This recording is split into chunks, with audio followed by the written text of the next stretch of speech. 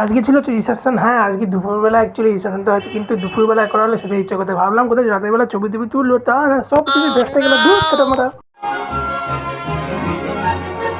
এরপরে অনেকটা বেলা গড়িয়ে গিয়েছে, তাই ঝট করে স্নান করে রেডি বেডি হলাম, আর একটু পাতলাই পড়েছি। আর যেতে না যেতে দেখতে পাচ্ছি এখানে অলরেডি স্টল বসে গেছে। আর কলকাতা বলো কিংবা গ্রামে যেখানেই যাই না কেন ফুচকা স্টল থাকবেই, কি বস্তায় না।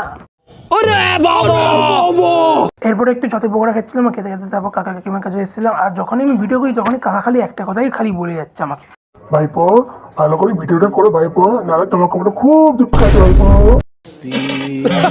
এরপর একটু রান্নাশালে গিয়ে সেখান থেকে আমি তো খাবার এখানে যাচ্ছিলাম যেখানে খাওয়া দাওয়া হচ্ছিলো। আর এখানে দেখতে পাচ্ছি সমস্ত খাবার মোটামুটি প্রায় রেডি হচ্ছে এক একে সব। তো এদিকে অলরেডি ভেজিটেবল চপ ভাজা হচ্ছে, আর ভেজিটেবল চপ ভাজতে ভাজতে দেখলাম যে কন্যাযাত্রীরা এসে গেছে।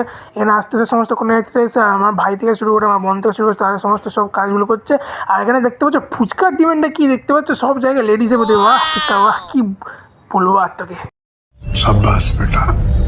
এদিকে দেখতে পাচ্ছ আমার দুই বোনেরা ফুল দিচ্ছিলো, আমি তা ফুল চাইতে দিল না, তাকে দিতে হবে না, আমি চলে গেলাম একটু খাওয়া সাথে যেখানে সব গ্রামবাসীরা কোনো এতে সমস্ত খাওয়া হয়েছে। আমার দাদিকে দেখো কত সুন্দর করে ভেজিটেবিল চপ দিতে যাচ্ছিলো। তো এদিকে দেখতে পেয়ে কাকা কত সুন্দর জাস্ট দারুণ লাগছে। তারপর শেষ বাজে আমি আর কাকা কাকিমারা আমরা সবাই মিশে খেতে বসে পড়লাম। অ্যাকচুয়ালি আমরাই লাস্ট বাসছিলাম, তাও আমিও খেতে বসে পড়লাম। প্রথমে দিল হচ্ছে স্যালাতে একটু ইউনুস তেল, তারপর দুইটা ভেজিটেবিল চপ নিয়ে ফ্রাইড রাইস আর চিলি সোয়াবিন দিয়ে খেলাম। তারপরে বেশি কিছু খাইনি। আর এদিকে ছিল হচ্ছে পটল চিংড়ি ছিল, সেজন্য আমি নিয়ে নিই। তা আমি ভাত ডাল আর চিকেন কষা নিয়ে বেশ জমে খাচ্ছিলাম, আমি ভাই কাকা সবাই মিলে খাচ্ছিলাম। এরপর চাটনি পাঁপড় পায়েস মিষ্টি দই খেয়ে আজকে মিনি ব্লগটা শেষ করলাম এখানেই।